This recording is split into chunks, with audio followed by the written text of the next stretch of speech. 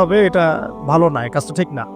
আল্লাহ পাক আজকে আপনাকে হয়তো 1 কোটি টাকা দিয়েছেন, কালকে আল্লাহ না করুক 1000 টাকার জন্য মানুষের কাছে হাত পাততে বাধ্য করতে পারেন আল্লাহ পাক। এমনও কিন্তু দিন আসতে পারে, দিন সবার সবসময় সমান থাকে না।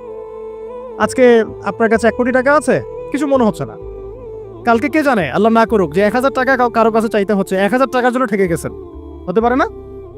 রিজিককে মানুষ তাজিম না করলে রিজিক দূরে চলে যায়। দুটো বিষয় খেয়াল রাখবেন, দুটো বিষয়। এক হচ্ছে মাঝে মাঝে মনের মধ্যে কিছু আমল করার ইচ্ছা আসে না?